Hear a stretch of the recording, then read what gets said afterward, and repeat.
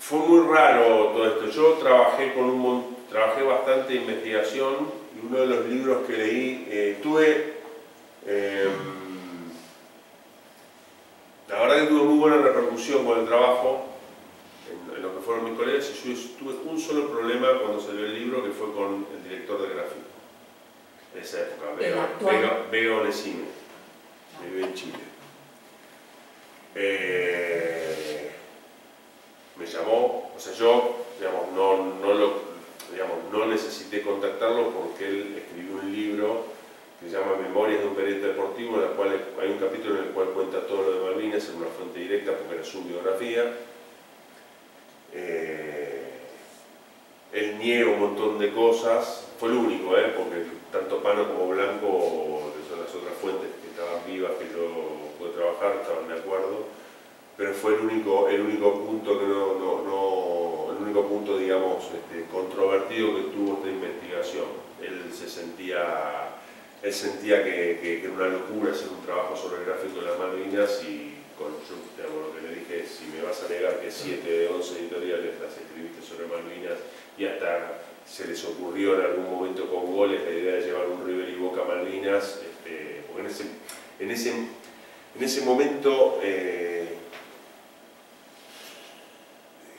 una locura. En medio de la guerra se jugó un River Boca, como si nada, fue un empate. ¿Sí? Se jugó la definición del campeonato, Ferro le gana a Quilmes en Nacional. Las cosas pasaban en Buenos Aires como con una naturalidad. Como que la guerra estaba lejos. La guerra estaba lejos. Eran los programas de televisión, eran los informes de Casanseu o de Corso Gómez, de Gómez Fuentes, perdón, de Gómez Fuentes. Pero era muy raro todo, o sea, y el gráfico tuvo un rol muy fuerte y siguió la línea Atlántida. Está totalmente demostrado que fue un vehículo más desde un lugar, como lo era para ti, Escudero lo explica. Para ti era la madre abrazando al soldado, la madre era con una revista femenina, la madre preocupándose por la guerra. Estaba todo dirigido. Lo de Gente fue una locura, pero el gráfico tuvo esa línea y lo siguió. Hay una nota que yo no la puse acá, se le hace una entrevista a Menotti antes de ir al Mundial, y el título es Entre la guerra y la paz, y no le hacen una pregunta de la guerra. No hubo una mención de la guerra en toda la nota. Que me acuerdo que Pano, cuando le digo, vos hiciste esta nota, me dice: es una barbaridad periodística. Dice: ¿cómo que la guerra? Me preguntaron. Pero, acá está, el menú de la guerra y la paz, no sé si se ve. Y en el medio, lo que usé también es alguna cuestión de publicidad. Somos era Victoria, ¿y ahora qué? Eran las propagandas que estaban adentro del gráfico sobre las revistas de la editorial. El gráfico y las Malvinas, que digamos, el trabajo es periodismo deportivo en tiempo de guerra, pero lo del gráfico y las Malvinas no es algo que la primera editorial dice: el gráfico y las Malvinas. Ya directamente fueron a buscar ese tema. Pero una consulta, ¿no? Sí. Dejando de lado al licenciado en Historia, al periodista, sí. Pregunte. ¿No es que lo que el lector quería leer? Bueno, sí, puede ser. Sí. Obviamente, pero es un tema, por eso te digo que es un trabajo de medios, porque es en un momento, primero había que verlo en el tiempo, porque no se puede hacer historia, o sea, es un tema. Los viejos profesores de historia de la facultad recomiendan tomar las cuestiones con una distancia de 30 años, poner la lupa no mirar la historia. Nosotros también somos subjetivos. Totalmente que somos subjetivos, porque además, bueno, hay un trabajo de la Escuela de Altos Estudios de Historia Francesa del principio del siglo XX, que es de la subjetividad del historiador, en el cual, si uno está embebido en el tema, puede llegar a tener un error de mirada muy grande, porque te terminás sintiendo parte. Entonces, cuanto más lejos de la cuestión estás y cuanto podés poner mejor la lupa, te vas a hacer mayores preguntas que a lo mejor otros no se hacen.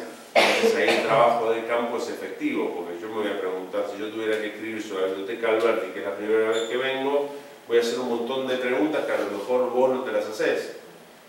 Porque voy a ver desde la iglesia y voy a preguntar quién la fundó, lo que contabas vos, por qué lo hizo, cuáles fueron las intenciones.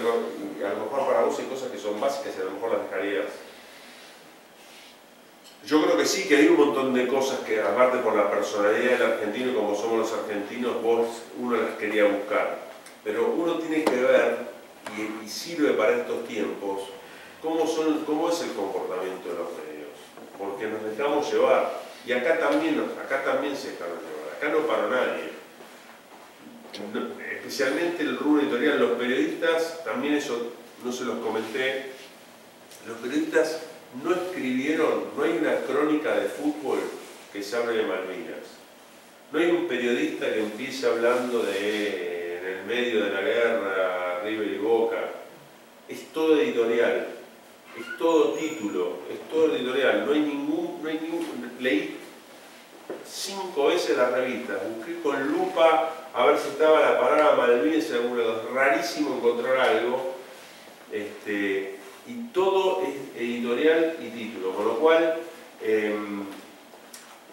lo que se nota acá, o lo que demuestra acá, es lo que es la impronta de los medios y el poder de fuego que tienen como empresa, que es real, es una industria. Pero ¿de dónde venía? De Atlántida. De la familia Vigil. Y lógico, O sea, alguien tiene que haber dado. La familia Vigil daba la orden. Como daba la orden en gente, como daba... Es más, los folletos en el No Camp los reparte Vigil en el palco. Que es lo único que no encontré, porque fui al archivo, no hay folletos por ningún lado, y en esa editorial que habla de Juan Pablo II, que es mucho más que una derrota, perdonen que sea chiquito, pero es mucho más que una derrota, es la crónica. ¿Qué parece que es el título? Ese es el título de la editorial, mucho más que una derrota, que es el 1-0 con Bélgica, es Joao Belange, creo que es Sí, Joao Belange leyendo el folleto del gráfico sobre Malvinas y el Papa al lado que había estado en el monumento de los españoles haciendo una misa para que marcó el fin de la guerra. Entonces,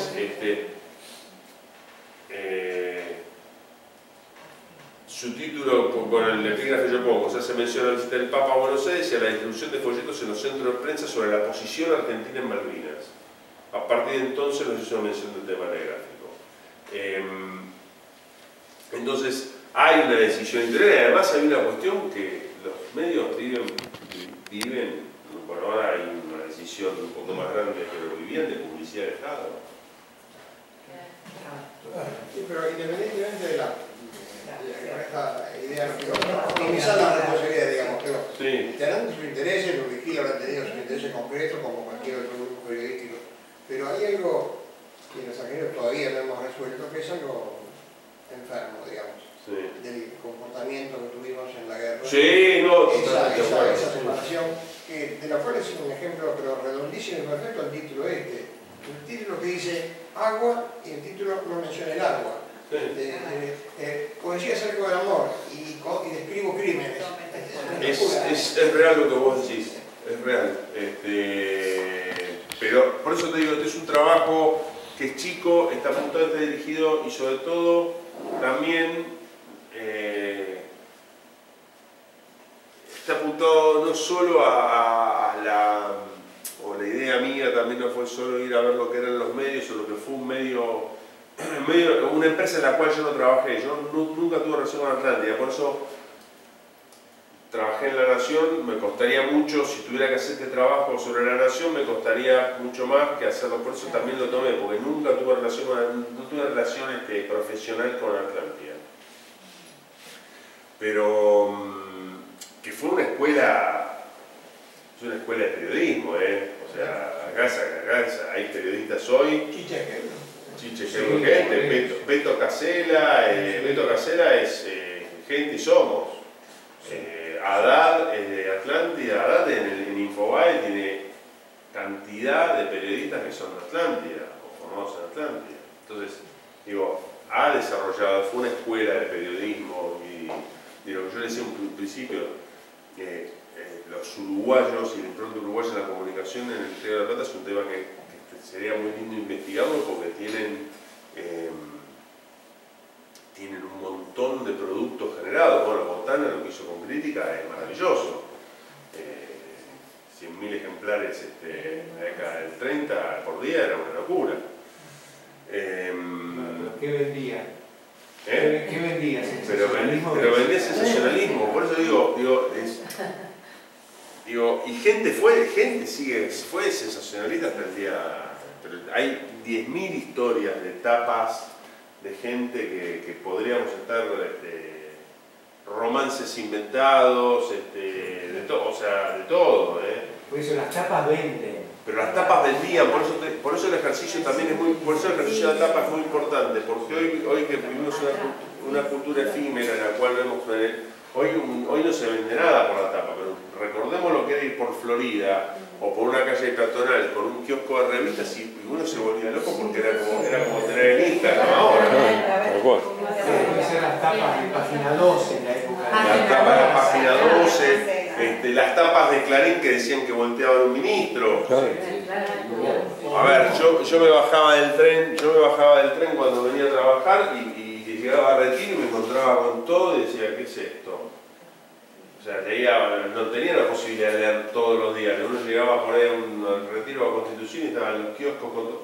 Digo, era todo un tema que después va a cambiar, porque esto en la década del 90 ya va a haber grupos más concentrados. Bueno, Vigil va a ser dueño de Telefe. Compran Telefe. Además con una... ayer, por eso decía, ayer corregí, hay un trabajo muy interesante de un chico que es su tesis de licenciatura sobre la comparación del rol de la mujer en el mundo deportivo, que era de Editorial Heinz, de lo que era Radio Mundo, que es un medio afín al primer peronismo, y el gráfico. Y el gráfico, que lo va a tener hasta bien entrados los 90, ya tiene una orientación conservadora, nacionalista, católica muy grande. Y la diferencia entre las publicaciones, este trabajo es muy interesante que hizo este chico, la diferenciación entre el rol de la mujer en uno y otro durante ese primer peronismo, que es el momento en el cual hay una explosión, hay un primer reverdecer de la mujer en el deporte, más allá de Janet Campbell y cosas que habían pasado previo al peronismo. La diferencia de que va a tener que ver con esta línea que tuvo el gráfico siempre. Le pongo un tema que no tiene nada que ver con esta charla, pero ustedes recuerdan en editorial, en Telefe, hubo un programa en los 90 en el cual Gerardo Romano le da un beso a un hombre. Sí, hace mucho. Era un... Sí. La marca del deseo. La marca del deseo. Sí. Bueno, era de Atlántida. Atlántida levantó el programa. Sí, pidió perdón. Estaba el director que ni me acuerdo, dijo, pedimos Fontán Balestra era. Pero lo que quiero decir es que todo eso ocurre en un contexto en el cual había una ideología que tenía que ver con eso que era Atlántida. O sea, después va a ser la misma Atlántida que va a poner las chicas en bikini en la tapa en el verano, pero digo, era todo un tema. Y es más, si alguno vive por la zona de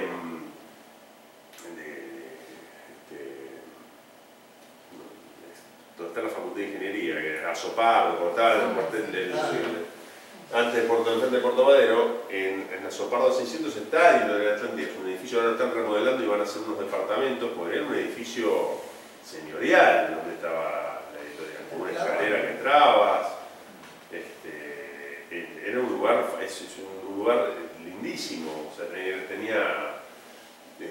Atlántida era un emblema, y era un emblema de los medios argentinos, pero acá tuvo una conducta que fue rara, que no se vio y que tuvo un correlato y que afortunadamente dentro de este trabajo, o este aporte que me sirvió para recibir un licenciado en Historia, pude ver o pude constatar que la línea, que había una línea entre lo que era lo que habían hecho las demás revistas y lo que el deporte en ese tiempo pudo hacer. Así que bueno, no sé qué hora es, las 8. Así que